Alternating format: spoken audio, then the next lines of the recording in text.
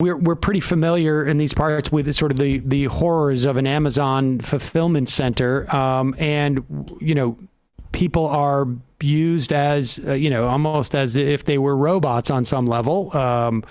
There's that level of expectation that they'd have human needs, and that's all driven by AI as the technology. But what does AI do there that if someone just came down from the warehouse, up above and just said, like, here are the rules, period. I drew them up and I figured this is, I'm a big devotee of Frederick Taylor.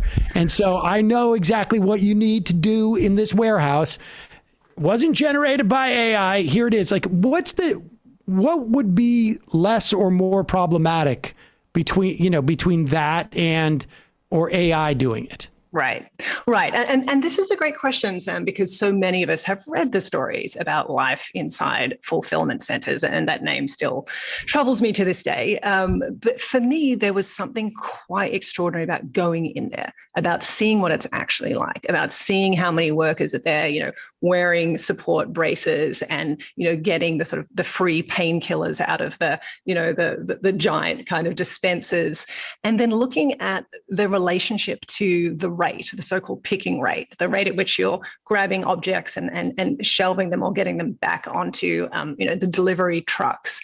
And to see that is really where the algorithmic systems come to bear. It's systems which are tracking your movements and tracking your, so-called efficiency. And then if you fail to make that rate, you run the risk of being fired. So it's a constant type of pressure.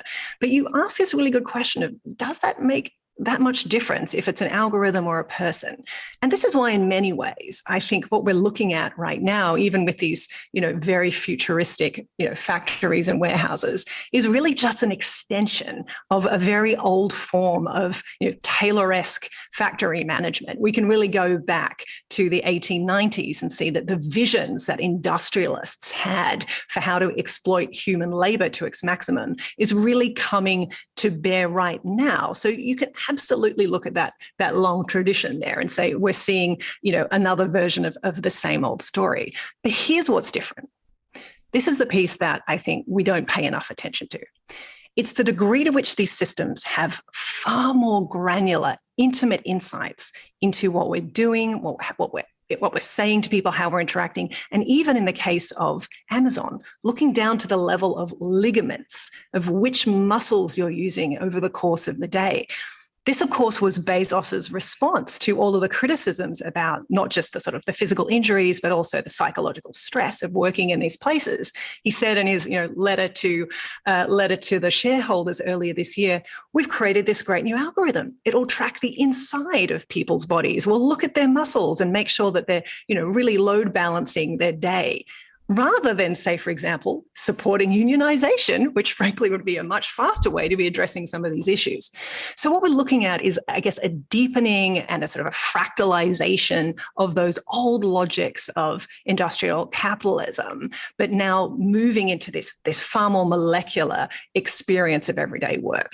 And of course, Amazon warehouses are one of the kind of powerful symbols of what this looks like, but it affects so many people and so many different kinds of jobs. So many of us, again, working from home if we're lucky, sitting in systems that are constantly watching us during the day, that are now used in what's called algorithmic bossware to compare who's the most efficient worker. So many of those systems have now spread right through the experience of contemporary work.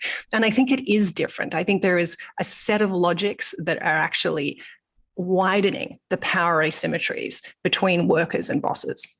So if I understand you, and there's like a similar dynamic that happened in the context of gerrymandering. People would argue in this country that at one point there's always been gerrymandering. It's just that the technology at one point sort of almost not quantitatively, but qualitatively changed the nature of gerrymandering, because it became, the technology allowed it to do so specifically that there was no almost like human error factor and all of the sort of notion of chance came out of it. And that's sort of what we're looking at here, but also coupled with the idea of instead of there being a manager on the floor who people can point to and say, that guy is, a horrible, he's got a whip. Instead, it's like we're in some type of sort of techno efficiency. And so there's nobody, almost like corporatizes things even more. Like we're a couple of steps removed from humans actually imposing this on other humans. Right. And it's very pernicious in the way that it is represented as somehow being more objective or more neutral than a person. So therefore, we should trust these systems. And they also become harder to fight. They become harder to organize against. If you've got an overseer or a manager or a person on the factory floor, you can point to them and say, hey, I need to talk to you. This is not fair. These conditions are absolutely unacceptable. It's much more difficult when you have these kinds of dispersed algorithmic systems. And interestingly, they also have these psychological effects.